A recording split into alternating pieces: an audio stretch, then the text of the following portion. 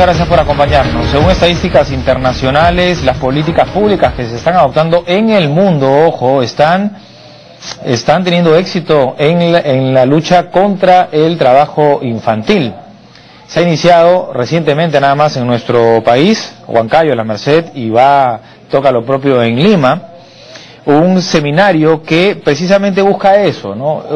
Una promoción del debate y el intercambio de experiencias en relación al trabajo infantil, las políticas públicas, la educación, la protección social de la infancia. Es el Seminario Internacional Trabajo Infantil y Políticas Públicas, Experiencias Exitosas y Desafíos Comunes. En Huancayo se realizó el 17 de noviembre, en La Merced ayer 18, Lima toca mañana y el viernes, ¿no? 21 de noviembre. Este evento cuenta con la presencia de autoridades, de líderes indígenas, académicos y representantes de la empresa privada de Bolivia, Ecuador y Perú, los países vecinos que tienen una realidad similar a la nuestra. Nos acompañan para hablar de este tema Marco Huaco, que es oficial de políticas públicas del proyecto Semilla, de derecha a izquierda Omar Asensio. ¿Cómo le va, Omar? Presidente de la comunidad Pampa, Julián de Junín, es un líder comunitario, nos va a comentar la experiencia que ha habido precisamente en esa región. Pero quería conversar con Marco. Marco, nuevamente muy buenas tardes. Buenas tardes, gracias por la invitación. El proyecto Semilla justamente nace para esto, ¿no? Es el primer proyecto piloto de la Estrategia Nacional para la Prevención y Erradicación del Trabajo Infantil, impulsado por el Ministerio de Trabajo, y ahora cuenta con un seminario, ni más ni menos. Efectivamente, el proyecto Semilla es un proyecto piloto de la Estrategia Nacional para la Prevención y Erradicación del Trabajo Infantil.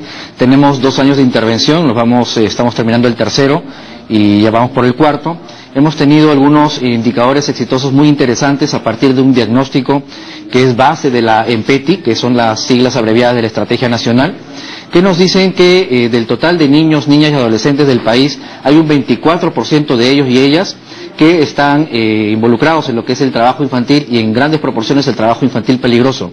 Pero además también nos dicen las estadísticas que de ese porcentaje, de ese 24%, hay un 80% que se encuentran dedicados a labores agrícolas, y un gran porcentaje de ellos también están ubicados en la zona centro y zonas rurales del país. De manera que podemos decir en síntesis que en el Perú el rostro del trabajo infantil es fundamentalmente un rostro agrario, un rostro rural, ubicados principalmente en zonas andinas centrales. Fuera de lo peligroso que ya se ha trabajado en primera medida, ¿no? Efectivamente, porque hay que distinguir lo que son trabajos... Minería, por ejemplo. Efectivamente, así es. Son actividades que también lindan con las peores formas de trabajo infantil, porque si bien es cierto, en principio pudieran ser legítimas, no hay una distinción neta, es decir, hay una transición muy rápida para que estos niños y adolescentes también transiten hacia las peores formas de trabajo infantil, como la explotación sexual, el tráfico de niños, etcétera. Justo quería preguntarle, ¿la trata de personas está incluido dentro de esa estadística del trabajo peligroso? Evidentemente, en lo que está referido a niños, niñas y adolescentes, están dentro de lo que son las peores formas de trabajo infantil.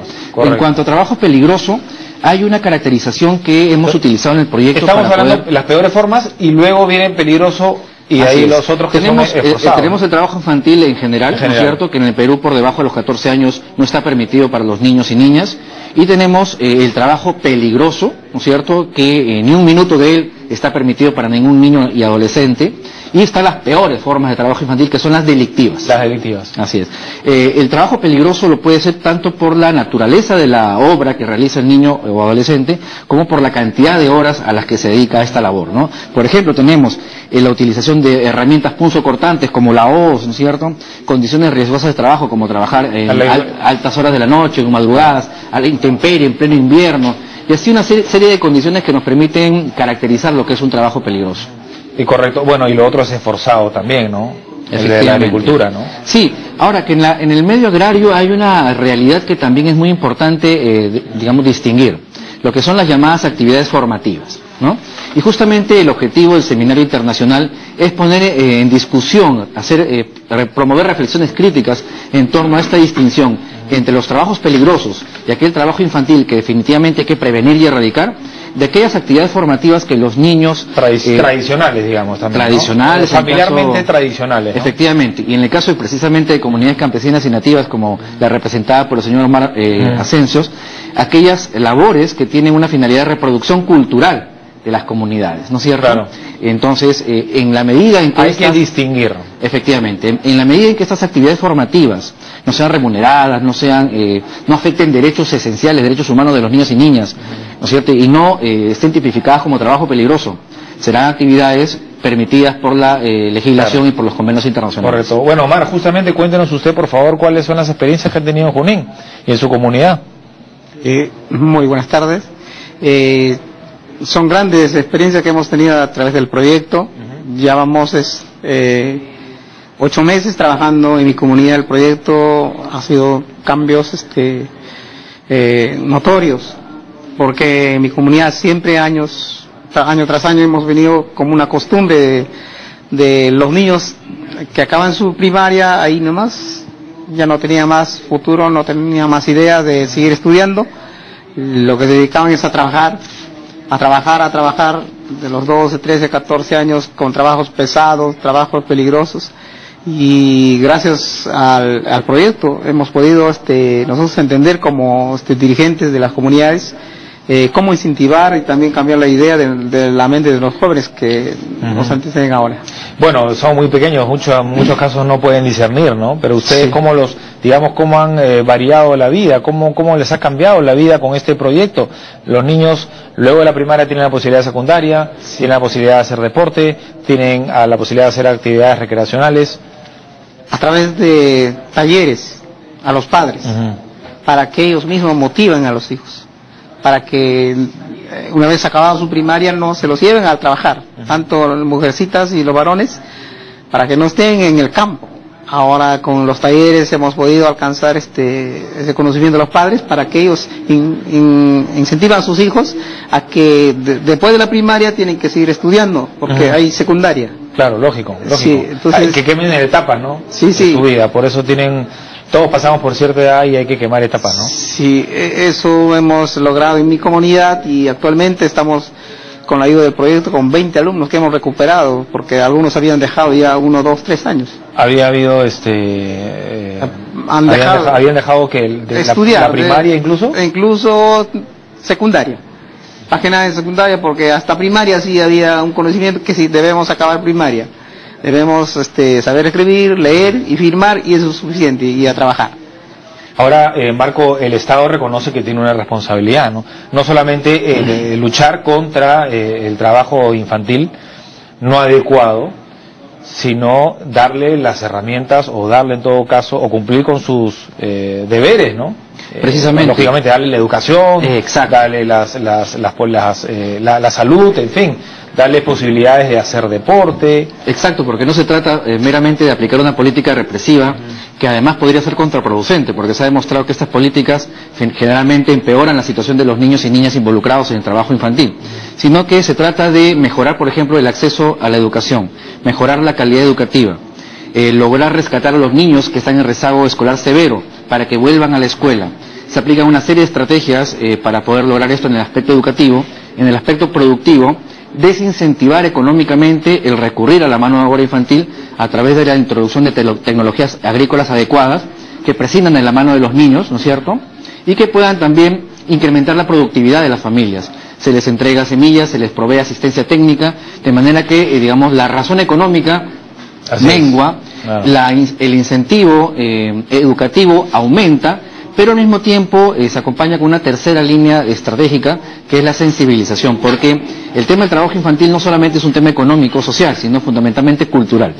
Hay un factor de legitimación muy extendido que no distingue entre los trabajos peligrosos y las actividades formativas legítimas. Es una costumbre, ¿no? Efectivamente, y eso en zonas urbanas, en zonas rurales, hay esa confusión de conceptos y de sentidos. Claro, como el machismo, por ejemplo, el hecho de que el primero que se le da la posibilidad de estudiar es el hijo y no la hija, ¿no? Así es, y las niñas evidentemente soportan también en buena medida peor aún, esta carga, ¿no? La carga de trabajo. Y eso es lo más preocupante, pero ¿cómo ha sido bien recepcionado el mensaje? Sí, de hecho, el proyecto Semilla es un proyecto piloto del gobierno a través del EMPETI.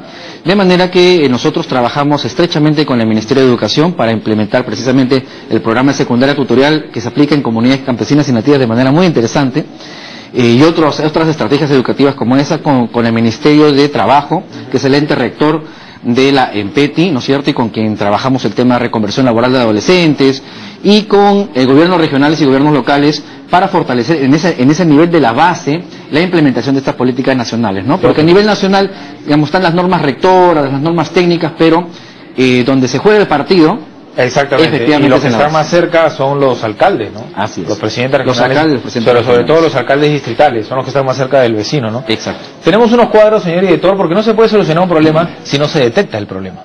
Es decir, si no se sabe qué está pasando, difícil pues, ¿no? Ahí está, vamos a verlo.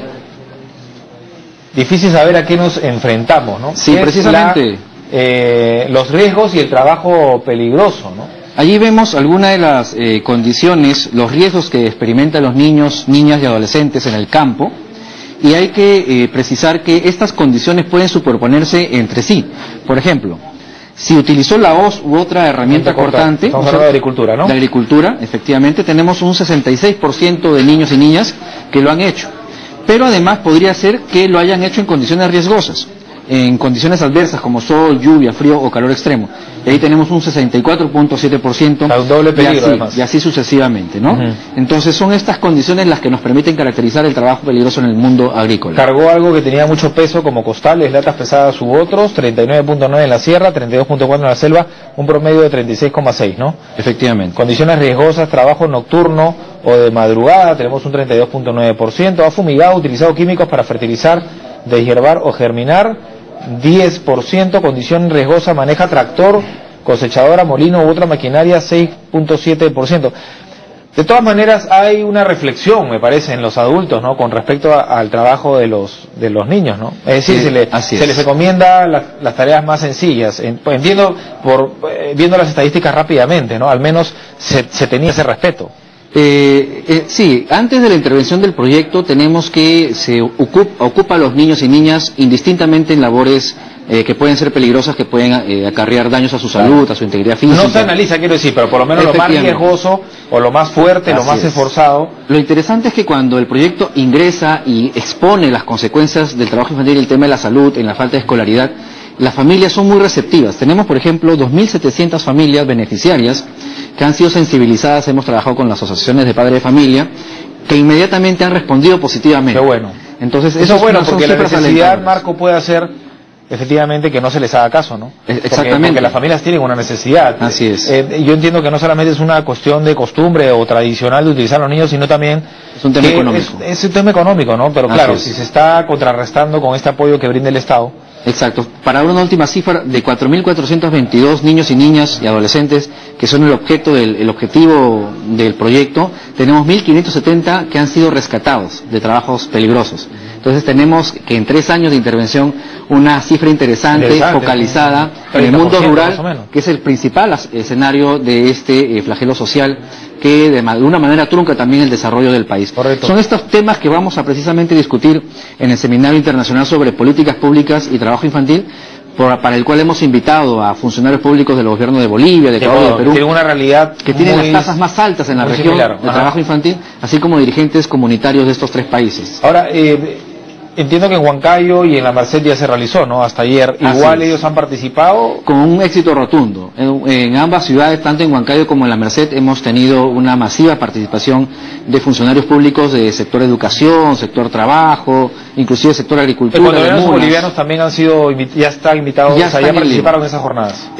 Sí, los ponentes sí, tenemos una catedrática norteamericana, Deborah Levinson, invitada de la Universidad de Minnesota, que va a plantear precisamente los desafíos que también existen para el Estado en su tarea de legislar sobre realidades tan complejas, sobre actividades formativas, trabajos peligrosos, el tema de la identidad cultural versus los derechos de los niños. Entonces hay una serie de aspectos que hay que considerar de política pública que la doctora Levinson también va a enfrentar capazmente. Bueno, en Junín entonces y en su comunidad, ¿no?, Pampa Julián, Omar, ha cambiado la realidad. ¿Cómo era cuando usted era niño?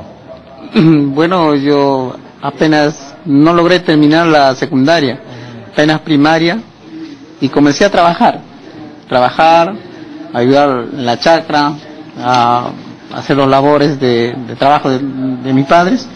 Ya cuando tuve a los 12 años, miré a los jovencitos de la ciudad, como ellos estudiaban, entonces ahí comencé a pensar que parece que nosotros también tenemos que estudiar. A la posibilidad, ¿no? Sí, entonces bueno. A través, con mis propios esfuerzos, pude lograr hasta los terceros años de secundaria. Ahí quedé, por eso ahora como dirigente de la comunidad estoy luchando para, tocando puertas para que los jóvenes de ahora tengan otra visión. Otra visión. Usted no pudo retomar esos estudios. Pero quiero que los jóvenes... Que la historia cambie, ¿no? Que la historia cambie. Ahora, claro, definitivamente estamos hablando de las zonas rurales, ¿no? Lo más difícil, porque tienen que ir a la zona urbana a buscar aprendizaje para las enseñanzas, ¿no? La capacitación. Precisamente. Y eso está lo complicado, ¿no? Cómo atender, Marco, en las zonas más alejadas. Precisamente una de las experiencias más interesantes es la de la comunidad Pampa Julián, que es de la modalidad secundaria tutorial. Quiere decir que los niños que caminaban 4, 5, 6 horas o a veces de un día al otro para poder llegar a su centro educativo, lo que hacemos es acercar la oferta educativa en una comunidad núcleo, en este caso por ejemplo Pampa Julián, abrimos, ¿no es cierto?, una aula educativa para que los niños de las comunidades circundantes se acerquen allí. Claro. Entonces tenemos el día domingo, los niños caminan, pernoctan 2 días de la semana en la comunidad de Pampa Julián, que es la comunidad núcleo, reciben durante 2 días sus contenidos educativos, pedagógicos, y los otros 3 días son tutoriados por docentes de este programa secundario tutorial, que ya está siendo validado por el Ministerio de Educación, para hacer el seguimiento de sus aprendizajes en la práctica. Entonces se trata de acercar la escuela a donde ellos están, que son lugares remotos, para que en el camino no pasen mil cosas que les pueden pasar a los niños. Para que no haya excusas, ¿no? De que está muy lejos. Omar, ¿usted tiene hijos también? No, bueno. Usted no tiene hijos, pero ve en todo caso en su comunidad que eso está dando resultados y se está llevando a la práctica. Sí, estos 8 meses se está notando el aprendizaje que están logrando los jóvenes. Además, los niños y los jóvenes, los adolescentes, pues, al adquirir esos conocimientos, pueden luego también ayudar, ¿no?, en el trabajo que se pueda hacer en la tierra y, quién sabe, de pronto ayudar a que estas se vuelvan más productivas, que se pueda exportar, que se pueda comerciar mejor, en fin, ¿no? Yo creo que en el fondo es importante, ¿no? Hay que pasar ese momento crítico, socialmente, hablando, ¿no? Así es. Lo clave es comprender que el trabajo infantil o las actividades formativas, diferenciando las de trabajo infantil, contribuyan a fortalecer la identidad cultural del niño, pero también, digamos, involucrarlos estrechamente en las labores que realicen las familias, sin amenazar jamás su acceso a la educación, su derecho al juego también, y su salud. ¿Y por qué, y esto para finalizar, Marco, por qué a partir de los 14 sí se puede? Es algo que no me cabe en la cabeza. ¿Por qué razón? Los convenios internacionales, en este caso el convenio 138 sobre edad mínima de acceso al empleo, establece los 15 años, pero para países en desarrollo les permite una flexibilidad de que debajo de los 14 años sea la edad mínima para ingresar al empleo. Una edad tan bonita para que los niños se dediquen a lo suyo, que es ciertamente estudiar, pero también entretenerse, ¿no? En realidad sí, son estándares que se ponen son mínimos, sobre los cuales los estados tienen que construir hacia caminar a una completa prevención y erradicación del trabajo infantil. Claro. Insisto, sin amenazar. Eso no quiere decir que se afecte su derecho al estudio, ¿no? Y a una vida digna, ¿no? Así es, y ese es el enfoque de derechos que tienen que tener todas. Pueden trabajar, pero tienen que también tener todos los beneficios de cualquier ciudadano de sus edades, ¿no? Así es, y por eso queremos invitar a todos y todas las ciudadanas a este seminario internacional que comienza el día de mañana en el Hotel Dazzler en la avenida José Pardo 879 Miraflores, y que va a contar con la presencia de altas autoridades del gobierno del Perú. ¿Es la entrada libre? La entrada es libre, están todos invitados, pueden confirmar su asistencia al correo electrónico seminariointernacional@dyaperú.org para poder participar en esta experiencia estimulante y muy enriquecedora. Comencé diciendo y termino con esto, que en el mundo el trabajo que se hace precisamente, o las labores, o las medidas que se toman contra el trabajo infantil, están dando resultados. Entre el 2008 y el 2012, el número de niños trabajadores en el mundo descendió de 215 a 168 millones.